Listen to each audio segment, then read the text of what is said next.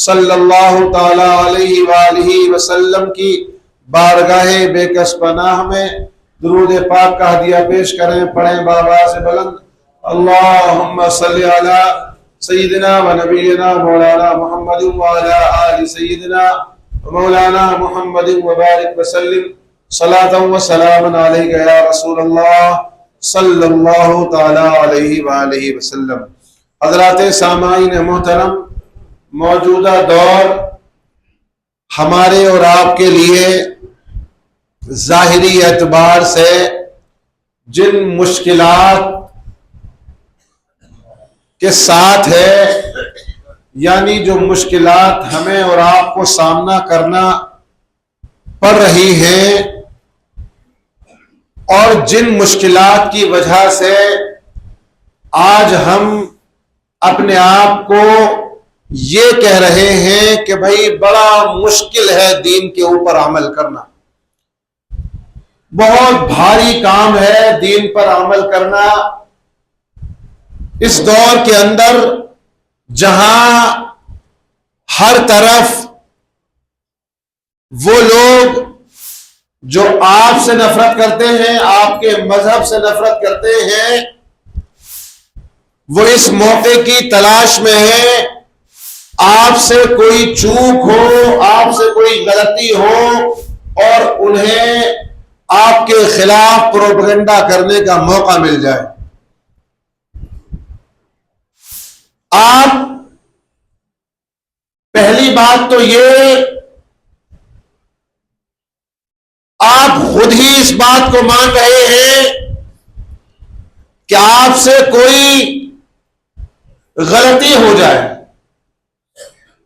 यानी जो चीज आपके मजहब में नहीं है, आप कहीं उसे करते हुए देख न लिए जाओ।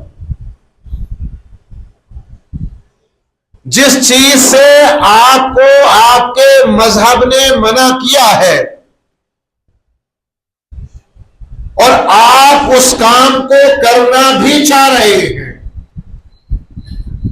बावजूद इसके कि आप जानते हैं ये काम गलत है, आप जानते हैं कि इस काम का करना शरीयत की नजर से जुर्म कहलाएगा, आप जानते हैं कि ये काम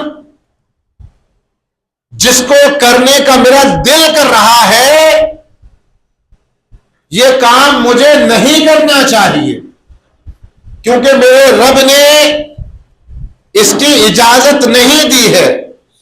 जब आप जान रहे हैं, जब आपको इतनी बात का इल्म हो गया है कि ये चीज आपके लिए नाजायज है, तो सवाल यह है कि फिर उसे करने की जरूरत क्या है? ऐसी क्या वजह है कि आप जान भी रहे हैं कि गलत है, उसके बावजूद भी आप उस काम को करने का इरादा बना रहे हैं? बाज लोग इसके जवाब में यह भी कह सकते हैं हालत मजबूरी है। ऐसी कौन सी मजबूरी है कि अगर आप ये काम नहीं करेंगे तो आपका बहुत भारी नुकसान हो जाए? आज मैं जो आपको तवज्जो दिलाना चाहता हूं वो एक अहम मसले के ऊपर, जिसकी वजह हमारी और आपकी नादानी और कम इल्मी है और जिसकी वजह से हमारे घर तबाह बर्बाद हो रहे हैं और होने की कगार पर हैं। हमने बारहा बयान किया, अपने वालिदैन का हक अदा किया करो। हमने बारहा कहा कि अपने बड़ों का लिहाज किया करो। हमने बारहा कहा कि अपने छोटों के साथ वो सलूक किया करो जिस सलूक को करने का आपको हुक्म दिया गया है। उलमा इकराम ने इन्हीं बातों के साथ साथ इन बातों पर भी तवज्जो डाली और आपको बताया जाता रहा मौके मौके से कि एक रिश्ता ऐसा भी है कि अगर उसमें गड़बड़ी हुई तो फिर उस एक गड़बड़ी की वजह से पूरा मुआशरा जो है वो खराब हो जाएगा। और वो रिश्ता है मियां बीवी का रिश्ता। जहन परेशान होता है ये सोच सोच कर, अजीब हाल हो रखा है। बाहर काम से गए, काम नहीं मिला, आपने आकर वो गुस्सा अपनी बीवी पर उतार दिया, बच्चों पर उतार दिया। बाहर किसी से तू तुम्हें में लड़ाई हो गई आपकी, आपने उसका गुस्सा भी आकर बीवी बच्चों पर उतार दिया। बीवी की किसी से कोई बात हो गई, उसने सारा का सारा गुस्सा जो है वो शौहर पर उतारना शुरू कर दिया। और यह गुस्सा फिर इस हद को पहुंच गया कि न बीवी फिर कमजोर दिखाई देती है, न फिर शौहर कमजोर दिखाई देता है। न बीवी को इस बात का ख्याल रहता है कि इस आदमी के साथ साथ अल्लाह ने मुझे 2 या 3 बच्चे भी दिए हैं जिनकी परवरिश, जिनकी देख रेख जो मेरा हक है वो मुझे पूरा करना ही करना है। न शौहर को इस बात का ख्याल आता है कि ये तो मेरी बीवी है ही, इसी के साथ अल्लाह ने मुझे बच्चों की जिम्मेदारियों को भी दिया है, उन जिम्मेदारियों को भी मुझे निभाना है, उनकी परवरिश का ख्याल भी मुझे करना है। अगर मैं अपने गुस्से के ऊपर कंट्रोल नहीं करूंगा, अगर मैं अपने जज्बात को काबू में नहीं रखूंगा और अगर मैंने कुछ भी उल्टा सीधा अपनी जबान से निकाल दिया तो जो मेरा होगा वो तो होगा ही, जो इस औरत का होगा वो तो होगा ही, जो हमारे माँ बाप का होगा वो तो होगा ही, लेकिन जो इन बच्चों का होगा उसकी तरफ तवज्जो ही नहीं जा रही।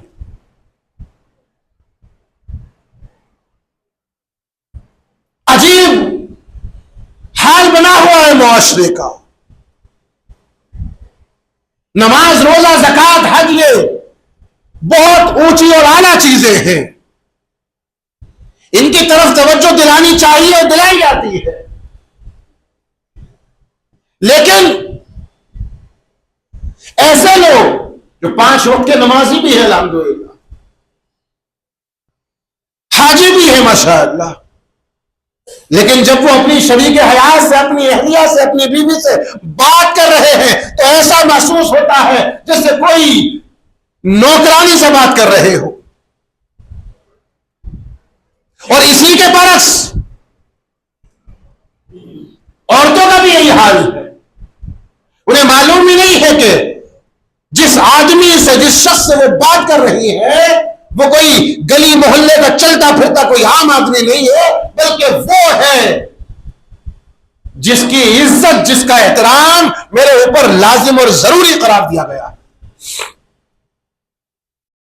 इतना एहतराम बताया गया एक दूसरे का, बीवी को शौहर का, शौहर को बीवी का, कि अगर आपने उन हुकूक को पूरा नहीं किया तो अल्लाह के यहां पर आपकी पकड़ होगी। इस बात के ऊपर भी आए दिन ये मसाइल मेरे सामने आते रहते हैं, और जब सब कुछ हो जाता है उसके बाद पूछ रहे हैं। अब उन्हें कहो तो फिर ये कहते कोई रास्ता निकाल लो। आए दिन ये मसाइल हो रहे हैं, खास तौर से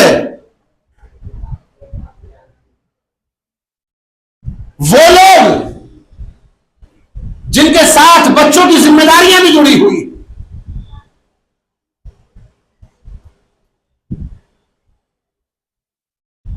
एक लम्हे के लिए सोच कर तो देखें आप, क्या आप कर क्या रहे हैं?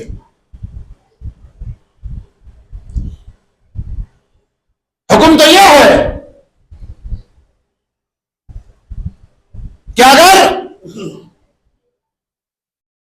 किसी बात पर आप बीवी से नाराज भी हैं और वो बात कोई छोटी नहीं है, बहुत बड़ी बात भी है। हमारे समाज में तो छोटी छोटी सी बातें, जरा जरा सी बातें, कोई बात में बात नहीं। अगर बीवी ने ये कह भी दिया कि बच्चों की फीस जानी है, आपने मुझे कुछ दिया नहीं है इस महीने, इनकी फीस कहां से भरी जाएगी, ये कोई लड़ाई की बात है? इसी तरह से अगर शौहर ने बीवी से कह भी दिया कि खाना आज अच्छा नहीं बना है, तो ये लड़ने वाली बात है। ये मैंने आपके सामने एक दो बातें रखी हैं, बिल्कुल छोटी बातें हैं जिनकी कोई गुंजाइश नहीं है कि इन बातों पर लड़ाई झगड़े किए जाएं। मैं कह रहा हूं बहुत बड़ी बात भी अगर है, उसमें भी हुक्म जानते हैं क्या है? आप उसे समझाएं, अगर वो फिर भी ना समझे तो फिर जो उसके खैर ख्वाह हैं उनको बताएं कि भाई इसकी ये बहुत बड़ी गलती है। आप भी इसे समझाएं, मैं भी इसे समझा रहा हूं, वो फिर भी ना समझे, और जब आप देख लें कि अब समझने की कोई गुंजाइश नहीं है, तो फिर आप उसे सबसे पहले बगैर तलाक के कुछ दिन अलग रख कर देखें। अगर फिर भी नहीं समझे तो एक दफा तलाक दे और उसका वक्त पूरे होने से पहले पहले उससे रुजू कर ले, उसके अंदर बदलाव आएगा। अगर नहीं आ रहा है तो फिर दूसरी तलाक दें, फिर भी नहीं आ रहा है फिर तीसरी तलाक दें। ये कब है? इतने दिनों का वक्फा आपको मिलेगा जिसमें आपको समझ आ जाएगा कि भाई ये मामला नहीं बनना है, अब मुझे अपने बच्चों के लिए कुछ सोचना पड़ेगा। जिसमें बीवी को भी समझ आएगा कि अब ये शौहर मुझे रखेगा नहीं, या तो मैं अपने अंदर तब्दीली लाऊं, अपने अंदर बदलाव लाऊं, या फिर मैं अपना दूसरा रास्ता देखूं। लेकिन आज जो हम कर रहे हैं, अल्लाह ने मर्द को इख्तियार दिया है तलाक। लिबरल लोग इसी पे एतराज करते फिरते, ये मर्द को ही क्यों दिया है? औरत को भी तो इख्तियार होना चाहिए। दौरे हाजिर से यह बात भी दिख रही है। मैं ये नहीं कह रहा हूं कि मर्द इसका सही इस्तेमाल कर रहे हैं। याद रखिए, अल्लाह ने जो आपको इख्तियारात दिए हैं, अगर आपने उनका सही इस्तेमाल नहीं किया तो बहुत जल्दी वो इख्तियारात छिन जाते हैं आपसे, फिर आप पछताते रहते हैं। अल्लाह ने आपको वक्त से खाना दिया, अच्छा खाना दिया, अगर आपने कदर की तो खाना मिलेगा, वरना बहुत से लोगों को देखा है कि अगर खाने की कदर नहीं की, जो मिलने वाली नेमतें हैं उनकी कदर नहीं की, तो फिर नेमतों को तरस भी जाया करते। मैं मान रहा हूं कि गलतियां हैं मर्दों की, लेकिन हैरत इस बात की है समझ नहीं आ रही है। अरे बेवकूफ इंसान,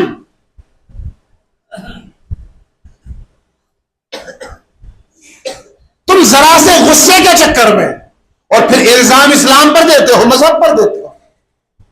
आज जिसे देखो मजहब को निशाना बनाता है। बाज लोग माज़अल्लाह अस्तग़फिरुल्लाह यहां तक कह जाते हैं कि इस्लाम में तलाक का कॉन्सेप्ट ही गलत है, होना ही नहीं चाहिए था ऐसा। आप अपनी गलतियों को नहीं देख रहे हैं, आप कर क्या रहे हो? इस्लाम ने आपसे एक ही चीज तो मांगी थी, क्या? जब आपका निकाह हो जाए, आप तलाक के अलावा और भी तो अल्फाज का इस्तेमाल कर सकते हैं। बहुत से अल्फाज हैं नाराजगी दिखाने के। क्या वजह है कि जैसे ही गुस्सा आता है सबसे पहले आप तलाक की धमकी दे रहे हैं? आप जान रहे हो तलाक एक पावर है।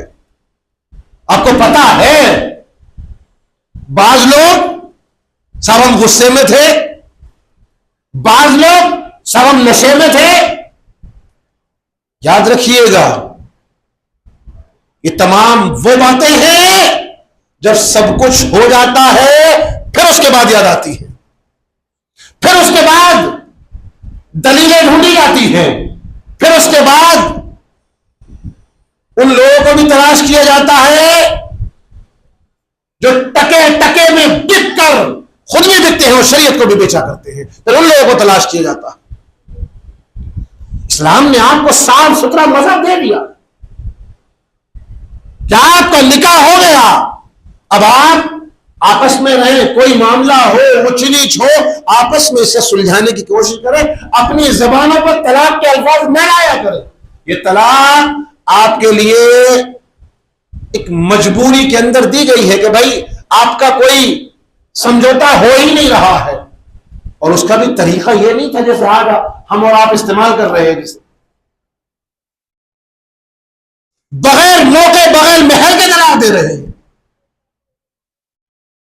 और बास कम वक्त तो ऐसे हैं जिन्हें यही नहीं पता कि मेरी बीवी की हालत क्या है, और बाद में कहते जी इस वक्त में तलाक नहीं होता है, इस वक्त में ये नहीं होता है। अपने पास शरीयत को तुमने बना भी रखा। फुला मुल्लानी कह रही थी कि साहब अगर औरत अगर हमल से हो तो तलाक नहीं होगी, अपने पास से मसला बना लिया। शरीयत ने मना किया है तलाक देने को उस वक्त में खास तौर से कि अगर औरत हमल से है, शरीयत मना करती है तलाक देना नहीं है, लेकिन अगर दीदी दे दी है तो तलाक वाक़ई होगी। और आज बेशुमार घरों का यह हाल है, उन्हें पता ही नहीं, रात को तलाक दे रहे हैं, सुबह को एक है, वो एहसास ही नहीं कर पा रहे हैं इस बात का।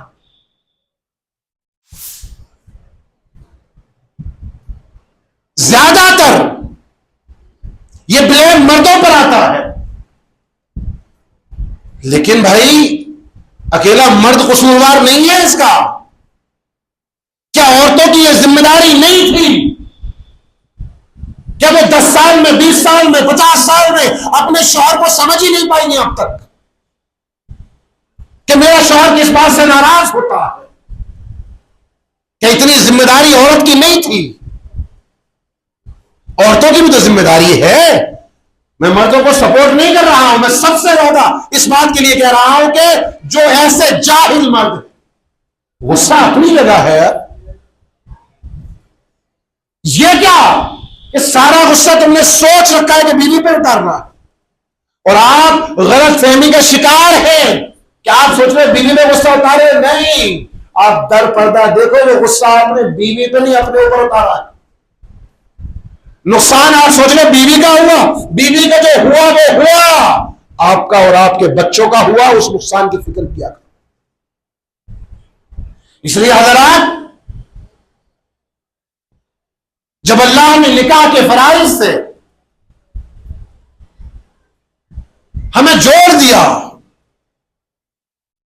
आपसी हमारे मामला जो भी हो, और भाई एक बात याद रखो, ये दरमियाने लोग होते हैं, दरमियाने लोग, वो मर्दों में भी होते हैं, औरतों में भी होते हैं।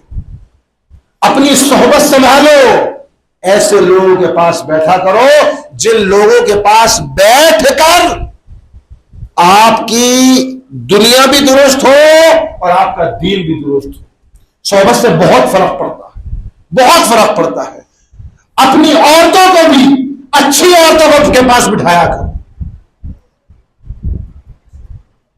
ध्यान रखा करो कि आपकी औरतें बैठ पा रही हैं, जहां बैठ रही हैं वहीं का सबसे ज्यादा असर उनके ऊपर होता है। और अब तो कहीं बिठाने की जरूरत नहीं है, वो हाथ में टुनटुना लगा हुआ है, बस वो वहां से सारी चीजें अपने जहन के अंदर हैं, उन्हें पता है कि अगर शौहर ऐसा कहेगा हम ऐसा कह देंगे। वही चीजें जो वो दिन भर देख रही हैं, रात भर देख रही हैं, अपने हाथों के अंदर मोबाइलों को लेकर के, वही चीजें फिर अपनी जिंदगी के अंदर उनको करके दिखा रही है।